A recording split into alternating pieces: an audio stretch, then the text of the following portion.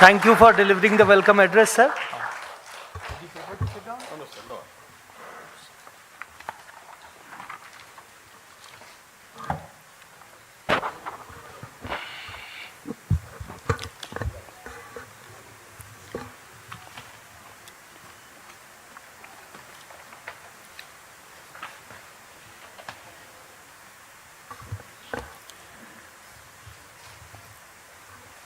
Chairman,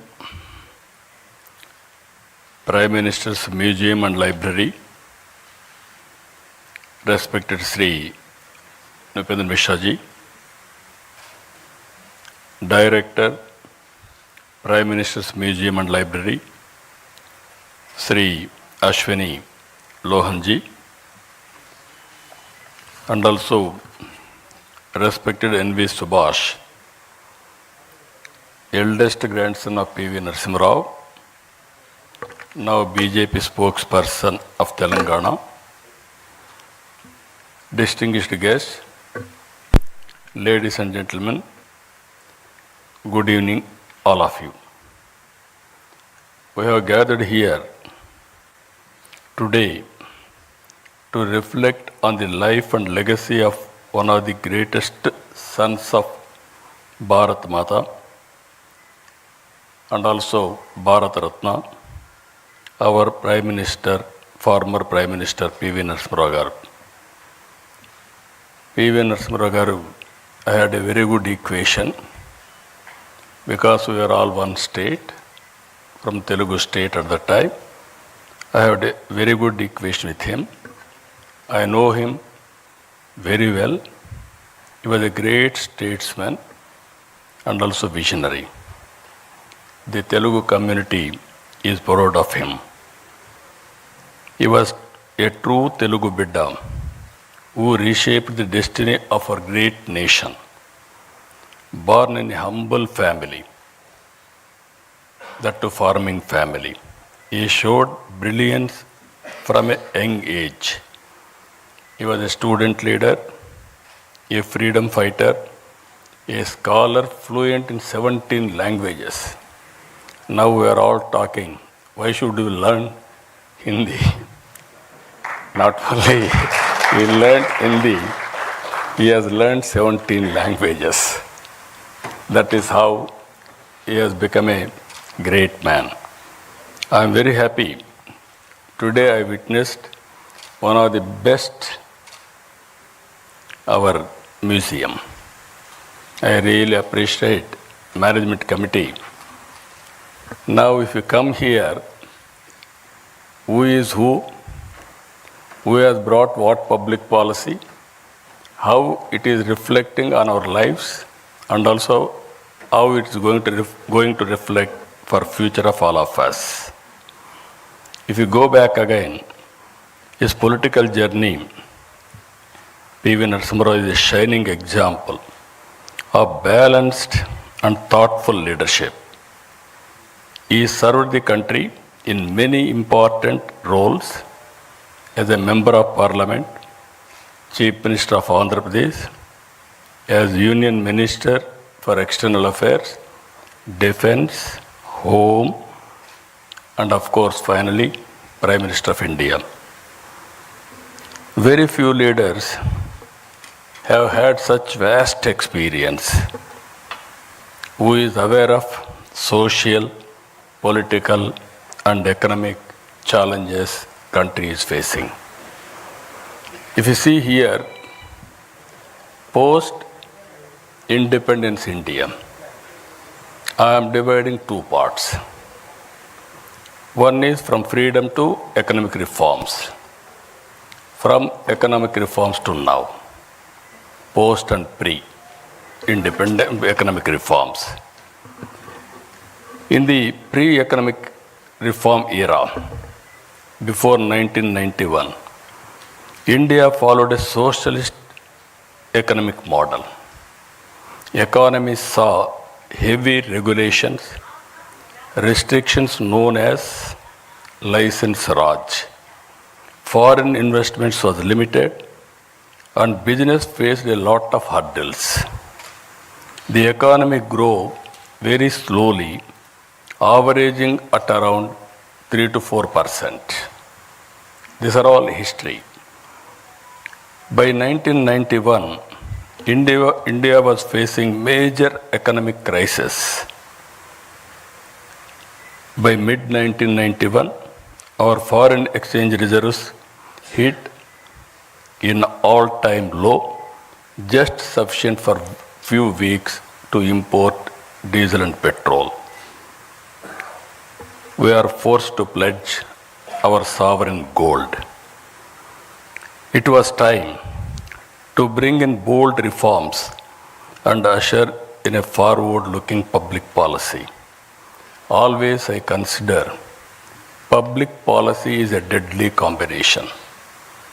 If you evolve proper public policy and execute properly, then you can transform totally country's future or state's future. If you see here, as India was facing this challenge, major global challenges in policy and reforms were shaping the world.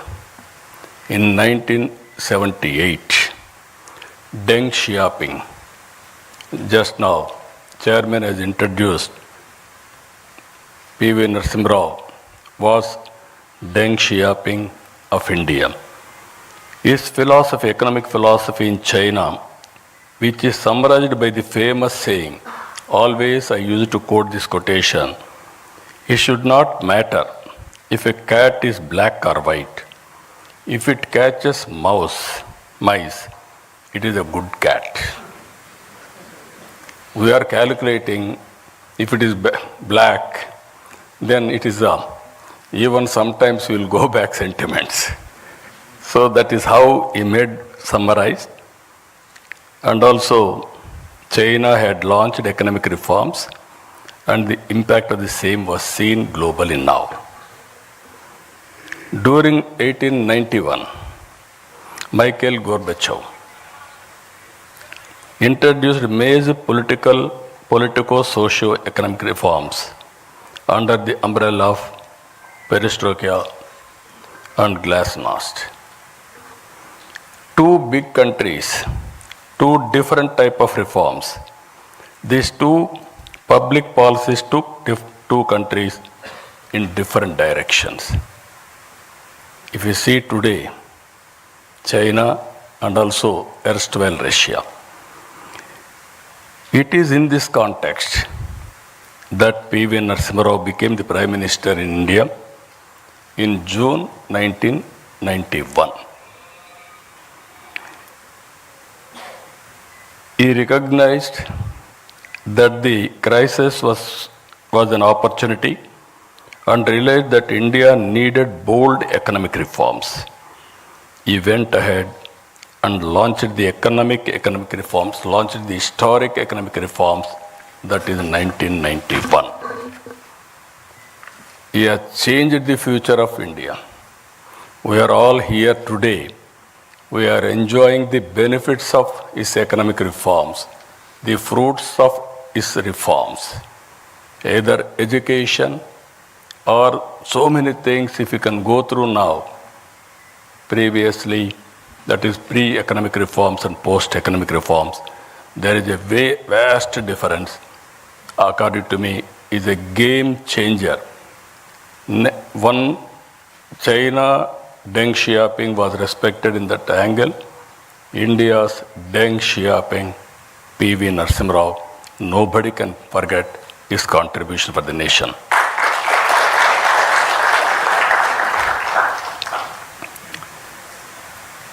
It is important to note that he was heading a minority government, not a comfortable government. To bring in bold reform, political consensus is required. Because of his political acumen, he was able to convince all stakeholders and bring consensus across all political parties beyond their political ideologies. Some intellectuals, friends are there, even media. At that time, India used to talk Some parties are talking communism, some parties are talking capitalism, some people are talking socialism. But to convince all these people and bring in one platform, it's very difficult. That is the greatest achievement P.V. Narasimha Rao Garu was able to achieve. I really compliment him. P.V. Narasimha Rao Garu ended the license Raj and made it easier to start and run businesses. He opened up the Indian economy to foreign investment. He reduced import duties, simplified taxes, and allowed private and foreign players into many sectors. He removed restrictions on trade and brought in financial reforms. Thanks to reforms, India's balance of payments crisis was addressed. Economy opened up and started slowly growing steadily. The reforms helped improve the overall economic environment and set the stage for future growth. Because of these reforms, around 1995, IT revolution has come. Indians has taken first mover advantage in IT. And also today, we are having a windful gain. That is where demographic dividend. All countries are facing aging problem. Only India is having advantage by having this type of youngsters. They are the future. I am 100% confident India will become very powerful in course of time. Because of this combination of three strengths, economic reforms, first mover advantage of in IT, and democratic dividend, India started moving ahead. After Narasimha Rao ji, Atal Bihar Vajpayee ji laid the solid foundation for the development of physical infrastructure and telecom revolution in this country. I am very fortunate I was associated with him. Napendra Mishra ji was with Prime Minister as Principal Secretary at that time. We had a wonderful time. He was able to achieve major milestones in the field of infrastructure projects, national highways, airports, ports, power projects, telecom, and setting up of information technology and industrial parks to boost industrial production and exports. India witnessed, that was his era. Nobody can forget about his contribution. India witnessed coalition governments from 1989 till 2014. Because of economic reforms, coalition governments were able to produce better results, which the governments with clear majority in the past were not able to produce. That is where I am saying pre-economic reforms and post-economic reforms, that is the power of public policy. A turning point came in 2014. The electorate gave a strong and clear mandate to a bold and visionary leader, Honorable Prime Minister Narendra Modi ji. He brought bold initiatives like Digital India, Make in India, Startup India, and Atmanirbhar Bharat. Under the leadership of Prime Minister Narendra Modi ji, India earned a new phase, one marked by confidence, clarity of purpose, and bold decision making. Under his leadership, India has moved from the 11th largest economy in 2014 to 4th largest economy in 2025. India became the third largest economy by 2028. Modi ji brought not just political stability, but also a renewed sense of national pride and global respect. His strong stand against terrorism showed the world that India could no longer stay silent in the face of threats. Good relationship across all countries has become the hallmark of his policy for global good. The goal is not just to grow fast, but to grow fairly, where every citizen, every region, every sector shares fruits of progress. Rightly called Sabka Saath, Sabka Vikas, Sabka Vishwas. Recently, the World Bank latest estimates, India has achieved a remarkable position as the fourth most income equal country globally with a Gini index score of 25.5 and a score of America and China are much below at 41.8 and 35.7 respectively. Here we have to understand with public policies.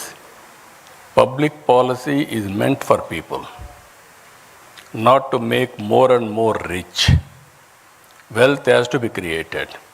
Under the same time, even haves and have-nots, the difference we have to reduce continuously.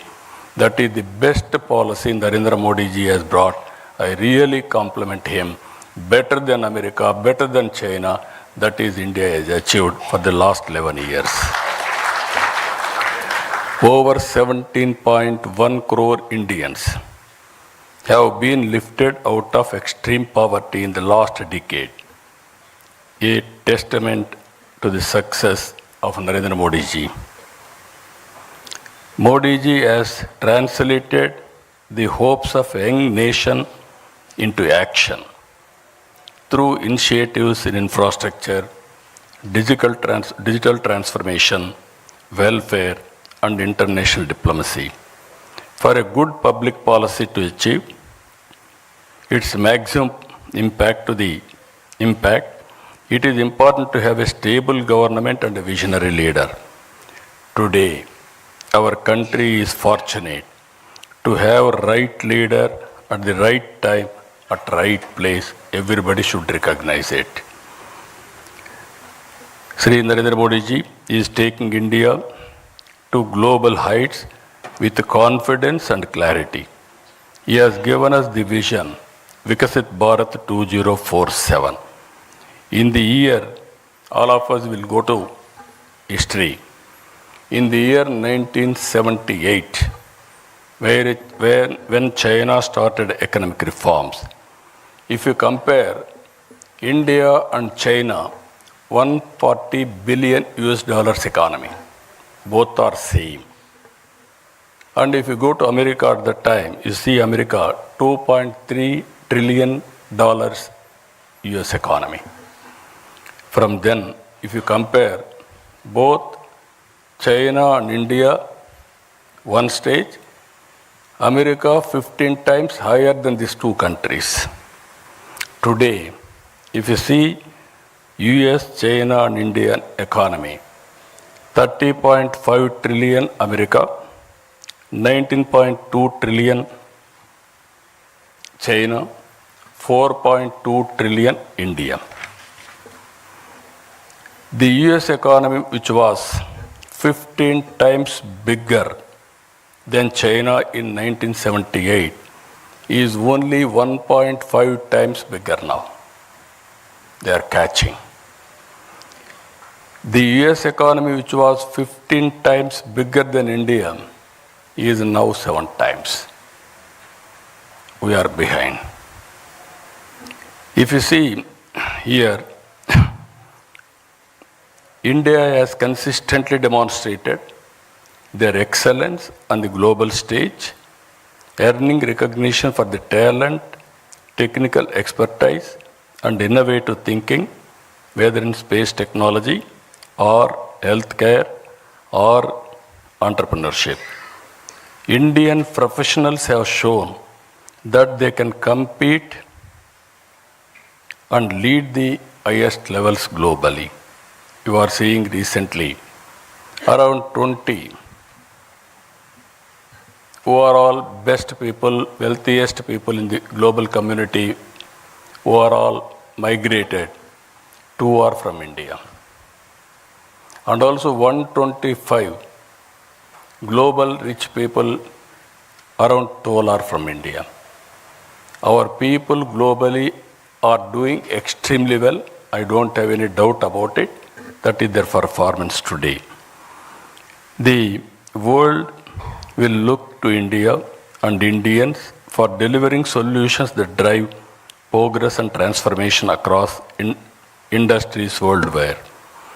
The stature and performance of Indians across various leadership positions globally is already visible. It is important to take this to the logical conclusion. All of us, it is a very historical occasion. All of us has to remember P.V. Narasimha's contribution. We have to pay homage to him. And also we have to remember Atal Bihar Vajpayee ji. He has contributed to the great nation and also very strong foundation he laid. And at the same time, earlier I told you India is having 3 strengths. One is economic reforms. Second is demographic dividend. Third one is first mover IT advantage. Now we are having one more advantage. That is very strong and stable leadership, Narendra Modi ji. I am telling you this with my heart. I have seen all politics for the last 5 decades nearly. Pre-economic reforms I have seen.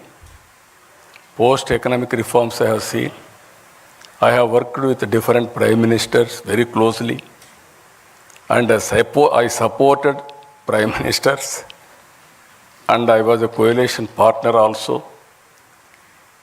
By seeing all these things, at one stage, if you see, around 1995, 91 economic reform started. I became Chief Minister in 1995. I started second generation reforms in Andhra Pradesh. That is where Atal Bihar Vajpayee ji was the Prime Minister. Nupendra Mishra was the Principal Secretary to him. I used to go with new ideas every day. And also I used to influence him, lobbying him for getting it done, positive things. I was very happy the way things have happened. I remember very well when he was with PM. One day I went to Honorable Prime Minister one idea. That is roads, national highways. The youngsters may not remember at the time. All our roads are in bad condition, full of potholes. To travel one place to another place, very difficult, miracle.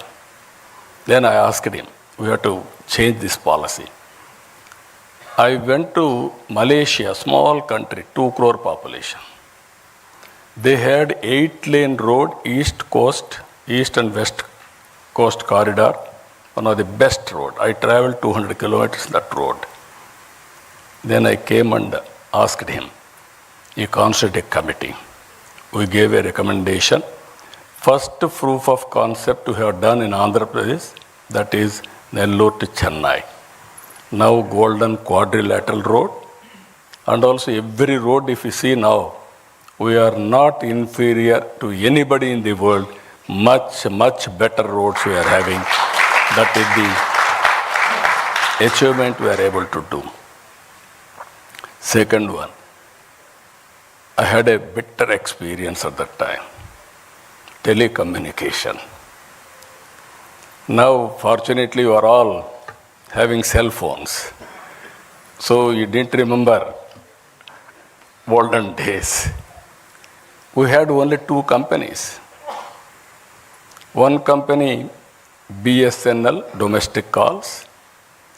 Another company, VSNL, international calls.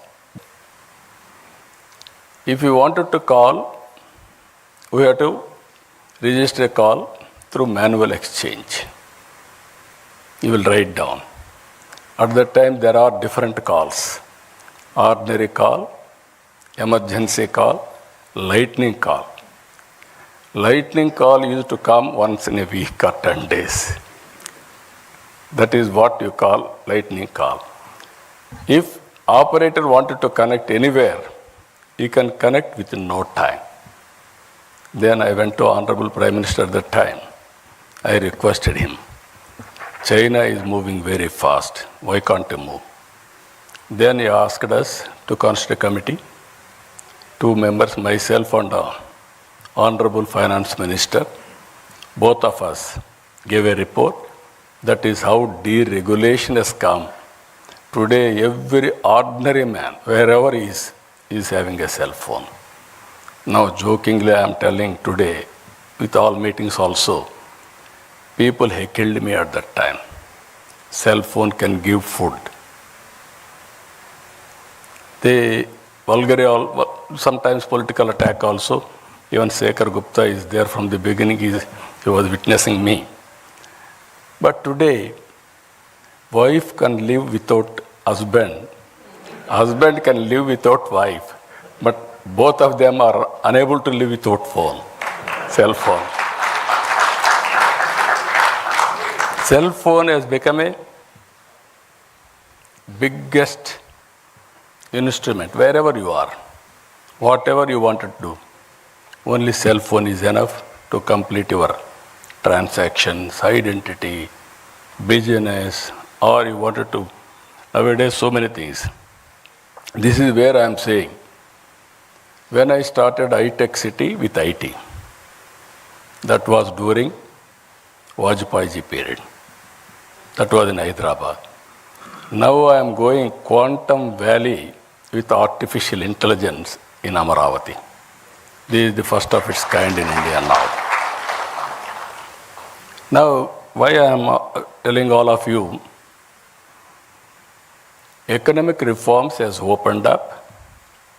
It gave so many opportunities. We are able to reach, as on today, 4th largest economy, another 1 or 2 years' time. But from now to next level, that is to be number 2, number 1, 4.5 times and 7 times, we have to compete. But it is possible. We are in inspiring time. For every field, historical data is available. Now tools are available, artificial intelligence. Quantum computing is coming.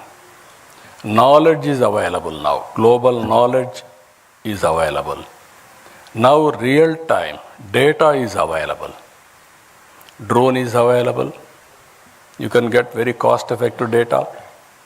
Now satellite is available. Even it is more cost effective. Even CCTV cameras are available, and also wearables, IoTs, and also sensors. With all these things, you name anything. Prediction of thunderbolts, prediction of cyclones, prediction of cloud burst, and also the impact of flood. Everything, even wind, direction of wind, pest in the wind, even so many things are going to come. Reservoirs, water levels, groundwater level, even soil moisture. So like that, 40 to 50 parameters, it is available for public. With all these things you can apply, solution will be 90 to 95% accuracy. But how to use all these things, that is the leadership quality. So I am saying today, we are inspiring time. We are in inspiring time. Another 20 years is very, very crucial for India. If all of us will work with a dedication, and also, if you see here, India will move from from being the 11th largest economy to third position by 2028. Now we have to move upward to number one globally. It is possible, but you wanted to achieve 4.5 times China, 7 times America. But with the determination, at the helm of affairs, strong leadership, that is Narendra Modi ji, all of us will work, and I am 100% confident by 2047 we will be number one economy in the world. That is the great country we are heading, great occasion all of us are having. So, ladies and gentlemen, I say with this confidence, when we celebrate 100 years of independence in 2047, India will be number one economy in the world. The Indian community will be number one, and Indians will lead the world in skills, ideas, and innovations. Only through unity, hard work, and shaped sense of purpose we move forward. Again, I am very happy. This committee is doing extremely good work. Museum committee is doing very good work. At one place, I was able to recollect all public policies started by different prime ministers. Great memories for me for the last 45 years. I have seen sometimes in leadership also, if you can go through, some people are great visionaries. Some people are great performers. Some people are mediocres. Some people are destroyers. All kinds of leaders we are seeing. But all of us should know whom to trust, how to elect proper leadership, and support continuously. Then only that benefits will come all of us. So I am very happy to address today. I am thankful to them for inviting me to share some of my thoughts and my experiences. With this, I am thanking all of you. Thank you. Thank you, Vanda. Thank you, sir, for delivering a highly illuminating lecture on the transformative contribution